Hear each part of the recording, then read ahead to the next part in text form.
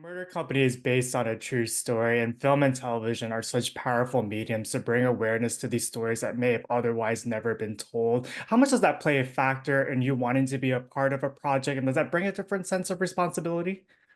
Yeah, I think it's very important to work on something that is true. I mean, most of what I work on is fiction, so I was very grateful to make a film that is a true story, and also specifically that it is the anniversary, the 80th anniversary of the D-Day invasion. So I think it's really good to raise awareness for people out there who don't know what it is. Even for me, it's confusing. Which one was Dunkirk? Which one was D-Day? What happened here? What happened there? And so, it's important to bring it into people's minds and for us to all remember like how lucky we are to have the freedom we have today because of the people that sacrificed their lives 80 years ago. Beautifully said. And the last time we spoke was for On the Line, and you said prior to a scene you would do 100 push-ups or 50 jumping jacks. Did you develop any new techniques to find your way into this character whose journey is so nuanced and becoming this reluctant leader? Yeah, I think for this character, it was very important for me to collaborate with the guys, to be like a team. And so I really made sure that I was right there with them the whole way, that we really were committed to each other. Like, not just on set, like offset, we were going to the gym, we shared like Band of Brothers, we were all watching together, we'd all go out to dinner every night. We did a lot together. So it was very important for me that we had chemistry on screen. And, I really enjoy working with Pooch and Gillian and Joe and Gil. So, we really had a great time together.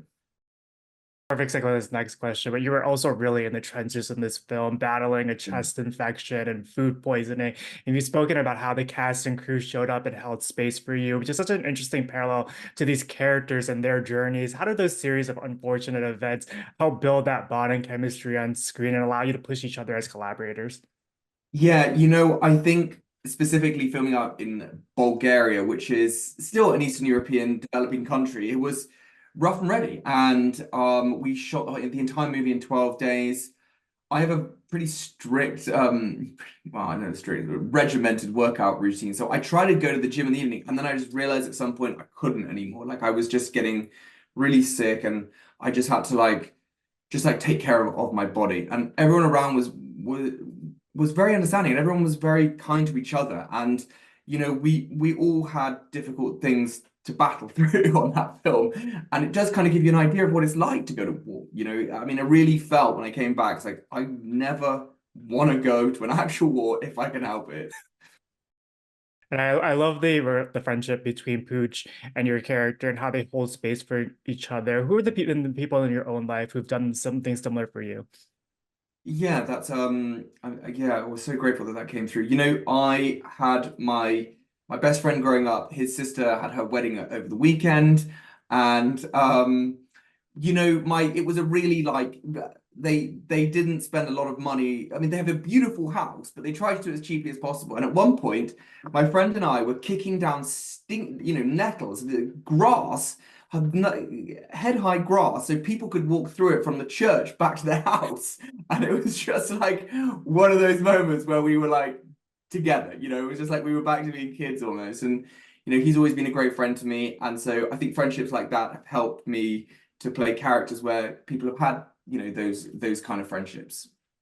It's beautiful to see on screen, and the film is so immersive and one that truly needs to be seen on a big screen from the costumes to shooting on location. How have all those elements help elevate your own performance, and how different is that experience as opposed to maybe shooting something on a soundstage? Yeah, I'm very grateful that we shot this in the woods. In fact, I can tell you a funny story. We were in the scene where Pooch and me, we were talking to each other. We see each other for the first time.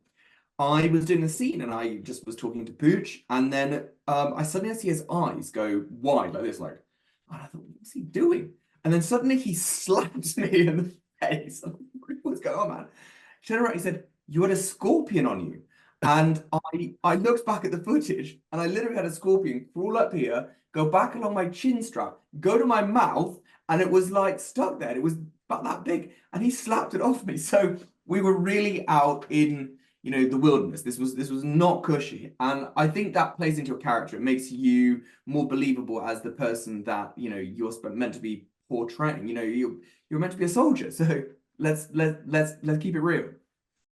I don't think you've ever been better. You know, Shane, your director, also has such a deep connection to this story. What was it like getting to collaborate with him and bring this to life?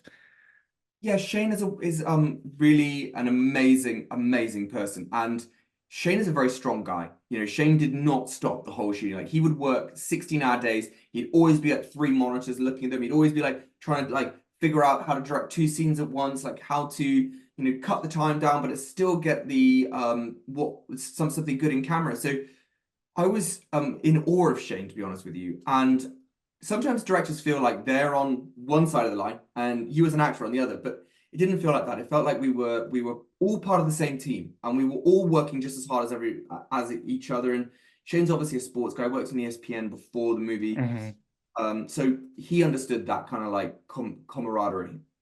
Yeah. And you're such a student of your craft and you have such an appreciation for the work and the process. When you look back at this experience, what did you learn about your own artistry and what will you remember most?